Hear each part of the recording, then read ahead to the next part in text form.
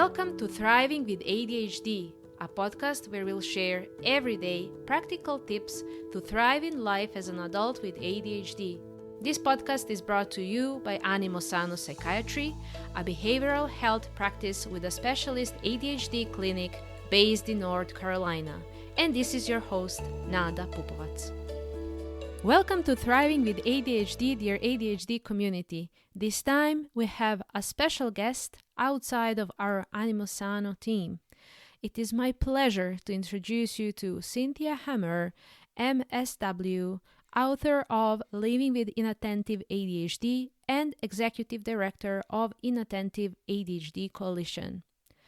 Since her youth, Cynthia was aware of her struggles with attention, concentration, and retaining information. Yet, it was only at the age of 49 when she was diagnosed with inattentive ADHD. While the revelation initially crushed her, it eventually allowed her to come to terms with the realities of her situation. She learned new ways to reduce the negative effects of the condition through new behaviors and habits. Today, she embraces life with a newfound vibrancy, even discovering a sense of humor and positive aspects in living with ADHD. Because Cynthia was so generous with sharing her knowledge and experiences, we decided to make 2 parts out of this episode. All I can tell you is that you're in for a real treat. So let's get started with part 1. Cynthia, welcome to the show. Welcome to Thriving with ADHD. I'm very excited to have you with us and talk more about ADHD and your journey with the condition. Well, it's been a long journey, so there's a lot to talk about.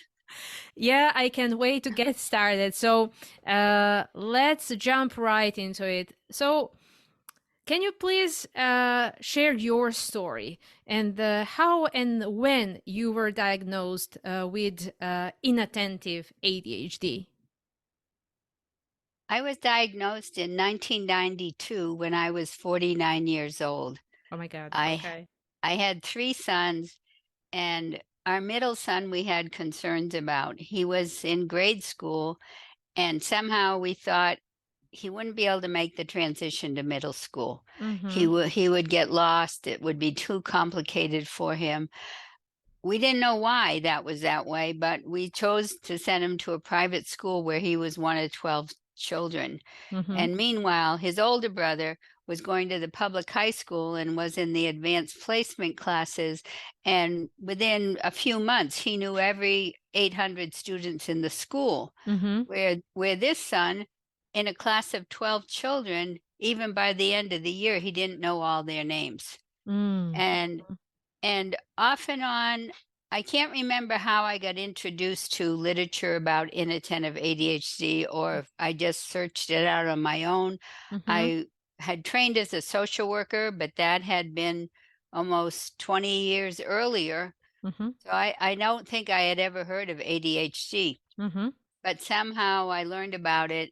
And the thing that was the final thing, because at least for me, when you read about the symptoms, Yeah. it can sound like you some of the time and not you other times. And then Yeah. when they say often, you don't know what that means. And so he was in gym class at this private school, and the teacher reported that he was in class just studying the lights, up in the ceiling.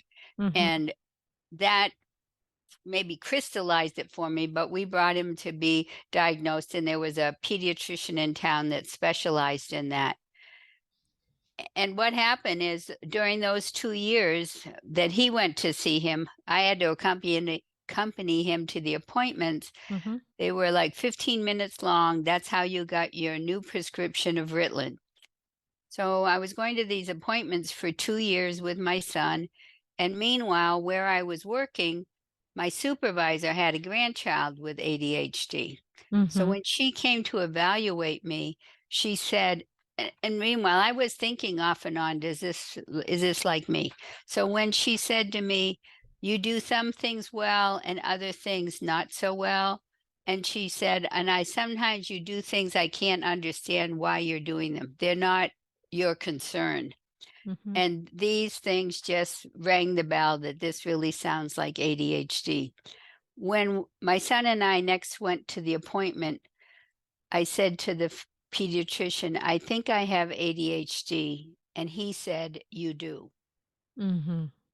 And so back then, I thought I was the only adult in America who knew they had ADHD. But Mm. but then I found one book that was written back then by Lynn Weiss called ADHD in Adults.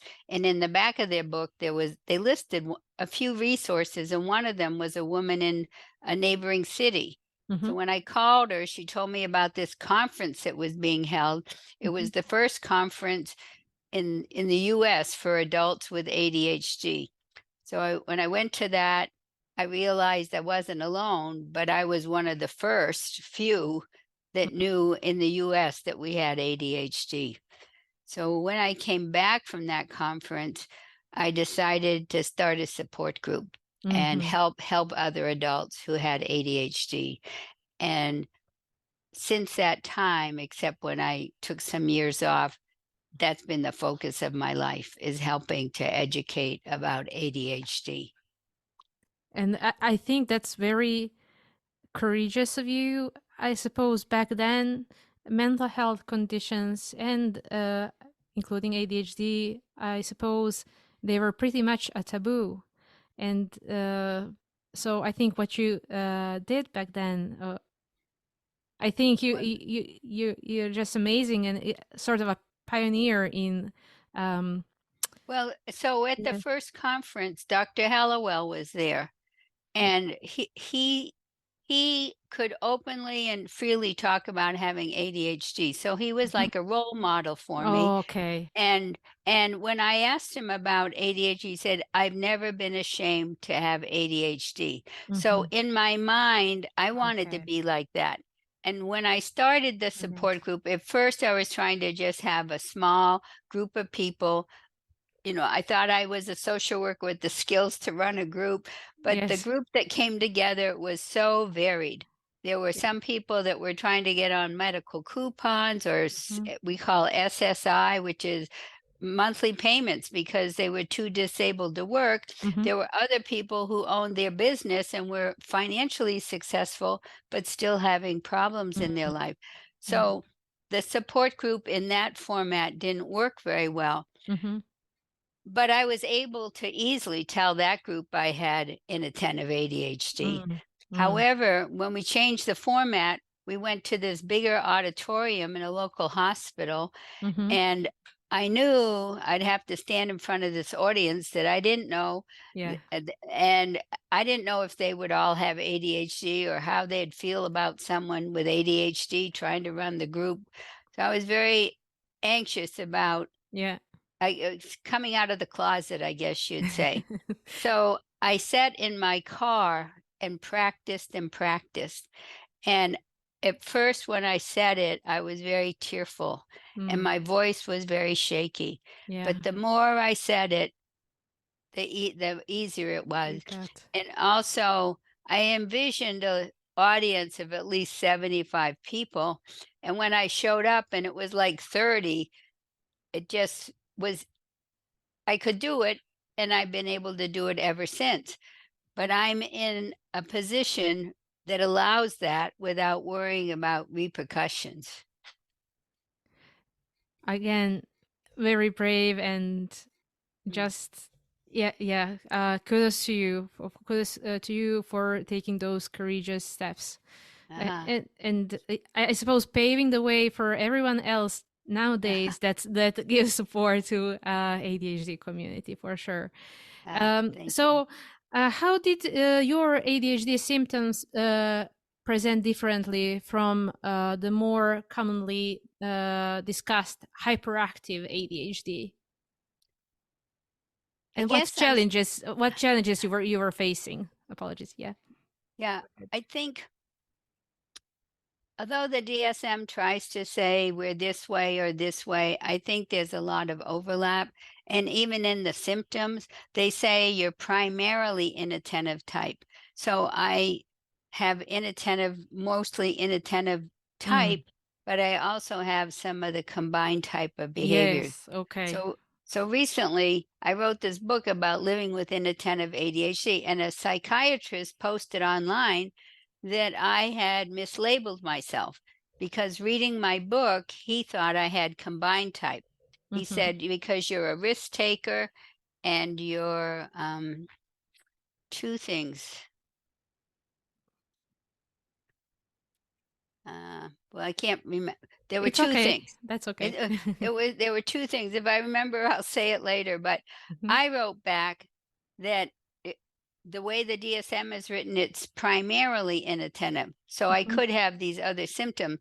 But the Mhm. way I describe it to myself, and maybe my image of combined type is wrong, but they, I would say the volume of ideas coming into their head and their energy level is comparable to like a 78 RPM record, where the inattentive type, we still have ideas, but our energy level is much, much lower. Mm. We operate more at a 33 RPM. Mm. And so I think, uh, so I feel inattentive. And when I meet people, I think I feel more at ease with the inattentive because there's not this big hose of talking and information, Yeah. overwhelming you.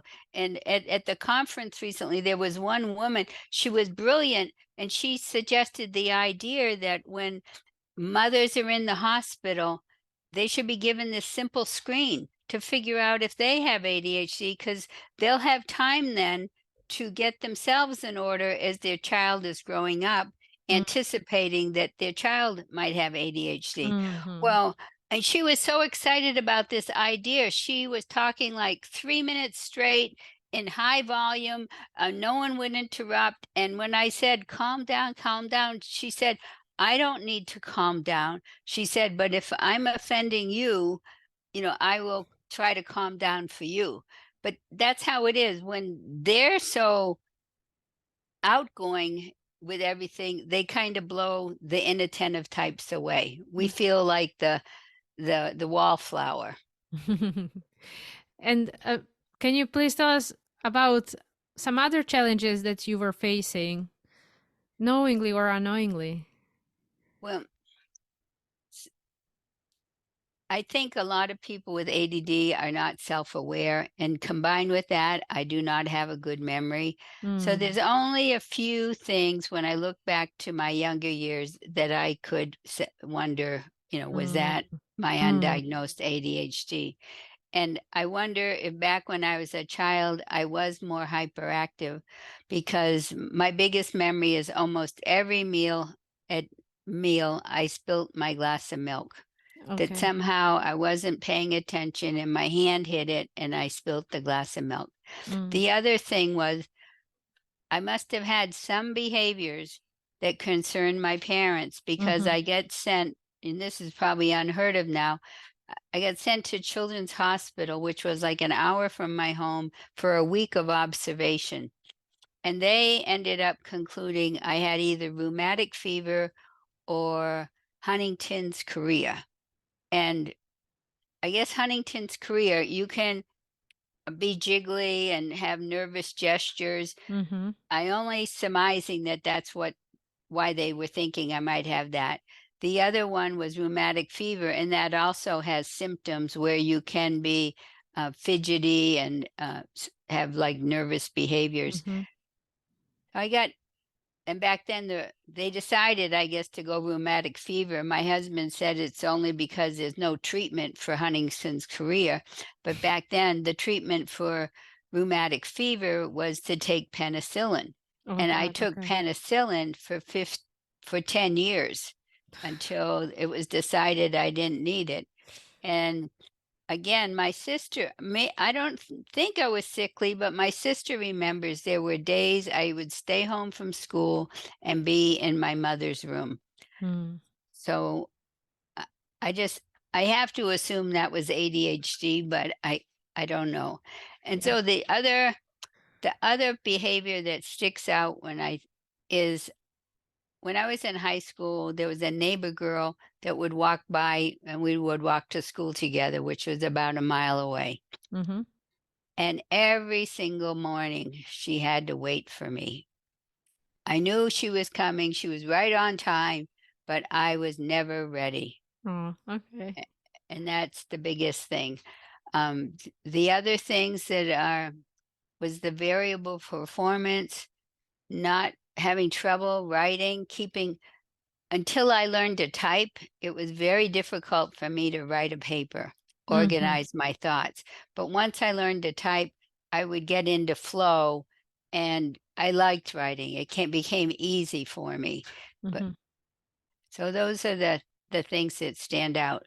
Now, as I grew, well, so the other thing looking back is when I interviewed places for jobs, Mm-hmm. I didn't get the jobs and I didn't know why. Okay.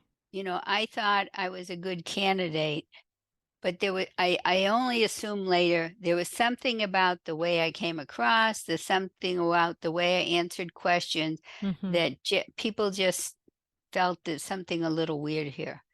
And recently, to confirm this, I asked a neighbor to write a review for my book, and I've known him for a long time.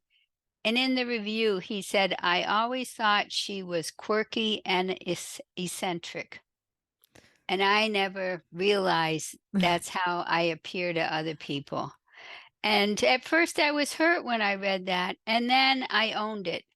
I said, yes, that's how I am. And I'm okay with that. So I used to worry a lot. How do I come across? How do I come across? I don't, I always said I wasn't smart enough to mask, but sometimes I would be looking at other people to say, how do they do that? Because Dr. Dodson says we feel like we're born without the owner's manual. So I was Yeah. looking at other people to see how do they handle a social issue? How do they do this? But I guess now I no longer think about those things.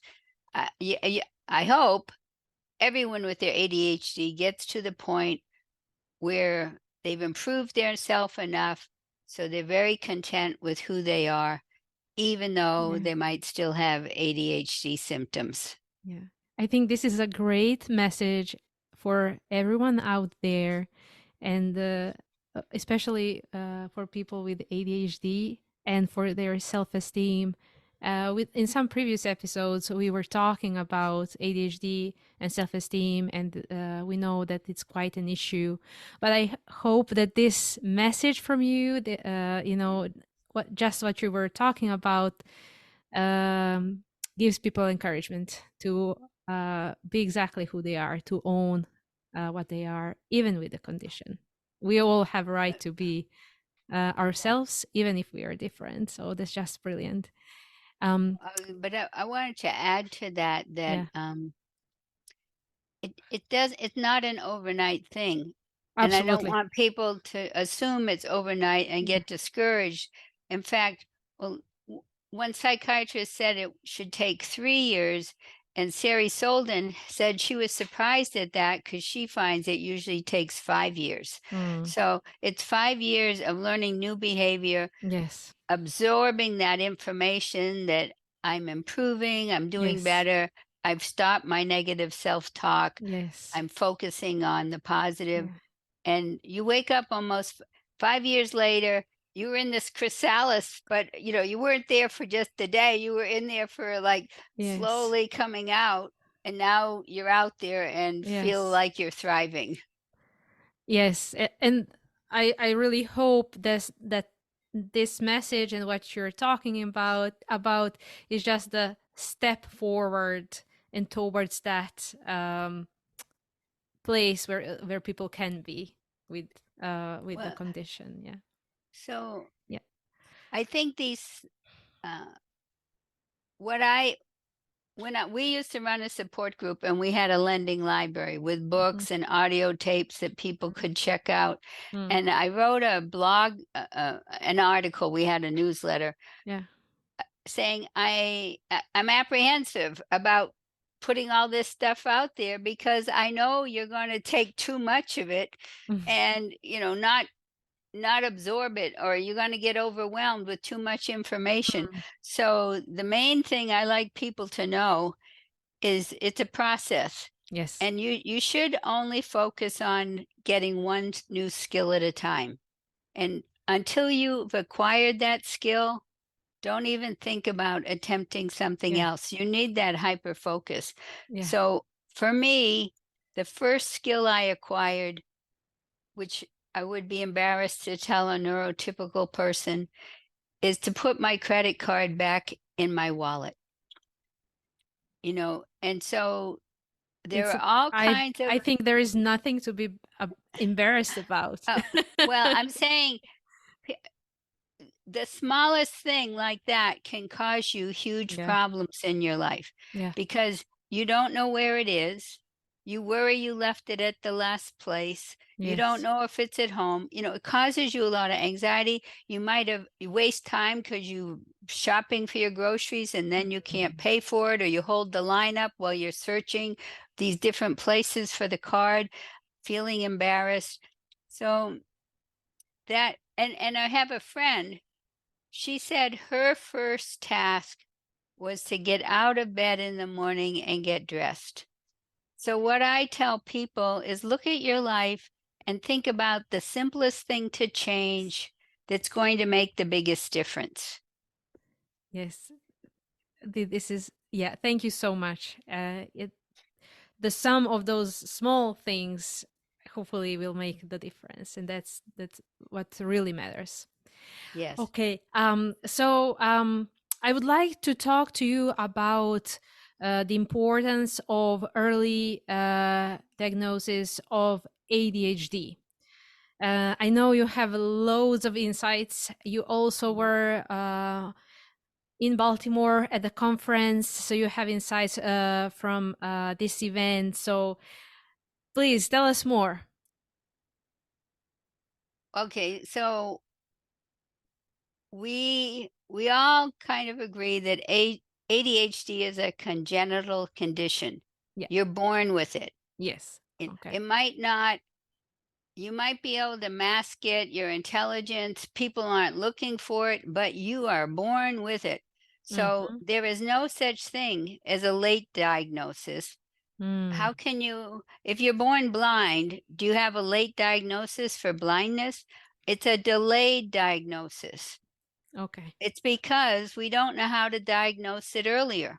If we could diagnose when the child was born, we would do it, but we don't know how to do it.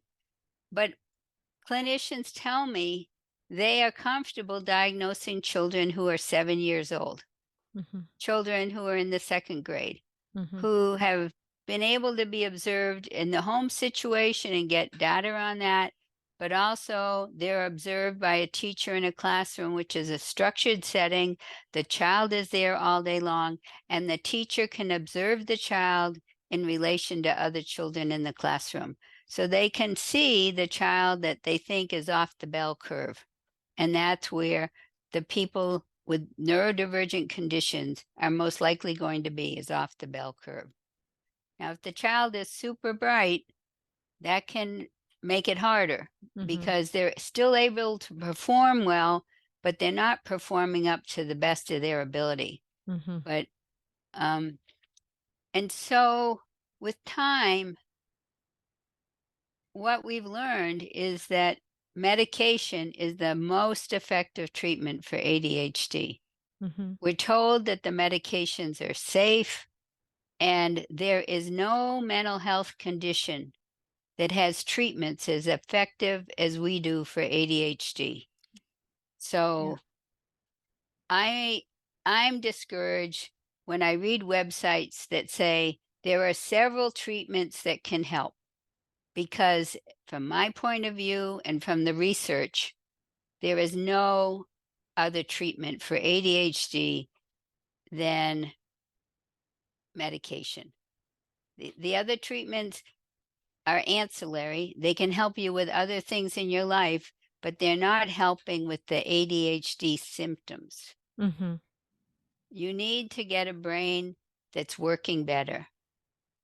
And we don't know why these medicines, what they are actually doing, but we can observe that the person with ADHD, they're on the right medicine at the right dose, they function much better. And who wouldn't want that for the child? So when parents go and the doctor wants to talk with them about medicine, then they have this stigma from the culture. They have this false belief. They'll say, oh, no, no, I don't want to give my child medication. Can you imagine saying that if your child had diabetes and the doctor's saying we need to give them insulin every day? You say, no, no, no. There's something on TV I heard that I think I'm going to try first. I'm going to spend my money on this wacky thing that's unproven, instead of saying, research shows that this is an effective treatment, and I want to start with the best. I don't want to waste time slowing down my child's potential. Now, when I give a talk, I call medication the trump card, and getting it early is really great because there's a belief that we have neuroplasticity in our brain. And if you get a brain that's functioning better and you get to practice all those new habits, you created new pathways in your brain. And I have encountered people, which is the hope, is that you grow up on medication with your brain working and the pathways forming, then you can go off medication. That sounds good. And you mentioned when we were preparing for this episode, the Baltimore conference. So would you be able to share any insights from that event? Well, we had an exhibit booth there, so that was my assignment, is staying there. The only things at the conference that I went to was the 3 keynote speakers. And the first keynote speaker, we got there towards the tail end, but she was more or less telling patients, if you learn things on the internet, don't be afraid to bring it up to your doctor. If you learn something that's conflicting to what he says, bring it up and discuss it. It's supposed to be a mutual back and forth where you're trusting what he tells you and he knows where you're getting your information. She also, of course, talked about finding the reputable websites, and she talked about helping a person get ready for the interview with the doctor by having their questions written down and working. Oh, and the other thing she said is, when you first go into the interview, say to the doctor, I have some questions, because sometimes if you leave it to the end, that's going to be annoying to the physician because he thinks you're wrapping it up and then you bring up these questions. But if you say it at the start, he knows to anticipate for it or maybe leave time for it. Oh, okay. The second speaker was from Canada. I think, I don't know, well, her story was very, very dramatic about being really down with being in prison, committing crimes, not living with her family, and just turning it around. And now I think she's a TikTok star. So it was more just aware of how significant getting the ADHD diagnosis can be to a person. And you're wishing it had come much sooner. And I think also the knowledge that this existed in her family, and that caused some of the family problems that she was experiencing. So if you come from a systems approach, or they used to call family therapy, families with undiagnosed ADHD are a prime candidate for malfunctioning families, I believe. Okay, that makes sense.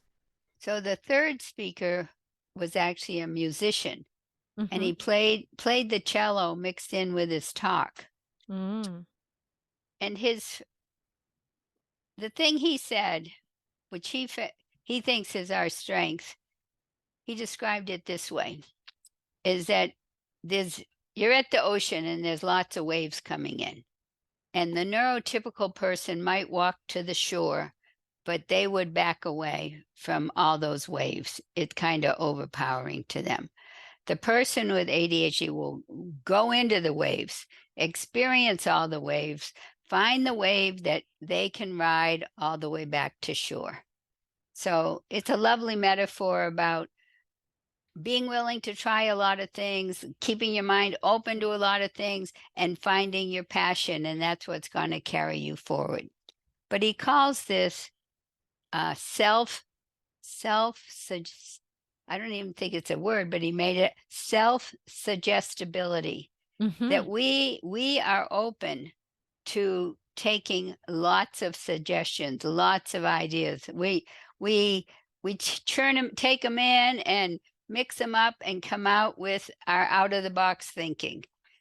And that, so then he went on with his cello, and I think he's playing some very famous Brahms piece of music, and Mm-hmm. he's back and forth. And then he said, of course, I can't improve on that. But he had this idea of playing the cello in 8 different ways and making a melody of the 8 layered thing, playing this Brahms. So then he showed how he did it. He made it into like a guitar. He made it into a drum. I don't know, different. He had his, then it showed 8 of him sitting in a circle playing this song, but they each were playing the cello in a different way. So he was talking about how the original Brahms got so many views online, and how his has gotten so many more views, because I think people love that ingenuity, those new ideas, the quirkiness of it.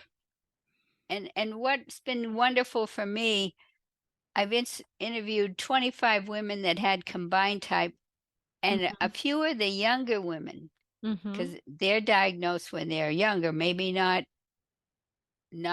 7 or 8, but still, early in their early 20s. Mm-hmm. She was saying, I like being different. Now, isn't that a wonderful thing to hear? Absolutely. Absolutely. And such a shift compared to the usual Oh, shame and hiding. shame and hiding and thinking that something is wrong with you. Embracing what you are is so refreshing, and hopefully will give encouragement to more people to do exactly that. So that's amazing, really. Well, and what she said, I know I talk a lot. She said, but I think that helps people to like me because I'm open and I'm Wow. friendly. So I guess that's part of the reframe, is Yes. finding people that you fit with, Yeah. and then bringing your gifts to those people. Absolutely. And it's foolish to imagine you could do that to everyone in the world. It just, some people are going to Yes. value you, and those are the Yeah. ones to go to. Yeah. And I think this applies to everyone, even if you're Yes. neurotypical. It's just, I think it's true for everyone. So yeah, and this is just a great message and great lesson. And I want to say, I think that's where social media has really helped a lot, Yes. because we can go in anonymously if we want. We can go in openly. We can find other Yeah. people that share how we feel. We don't have to feel alone. And Yes. that is a key step in your self improvement, I guess. Yes. Yes. Although I do think uh, it's sort of like a minefield, and it also can be a way for people to compare themselves to others, and that others have maybe something that they don't. But I suppose, as everything, it could be used for good, and finding your people you are um, compatible with, and then just having your own tribe. So I suppose it's just choosing where and when you spend your time, and doing it wisely. So yeah. And you have to realize there's some haters out there in the world. True. People True. people There's 2 young women in England who are, really putting themselves out there, and it still hurts them when someone Yes, writes, "You're I just know. doing it for the money," or "You're just," Yes, yes, um, yes, you know, yeah. So I'm saying, I don't know, you have to build the armor, I guess, yes. uh, or not pay attention to it. Yeah. I don't know. I told people, even though I'm 80 now, I haven't felt any discrimination. Mm. Where, so sometimes you're just lucky, I guess. Thank you for listening to Thriving with ADHD. This show is produced by Animo Sano Psychiatry. Please follow, rate, or share our podcast on Spotify, Apple Podcasts, or any other streaming app of your choice. Music is by Daddy's Music from Pixabay. For more information about Animo Sano Psychiatry, please visit animosanopsychiatry.com.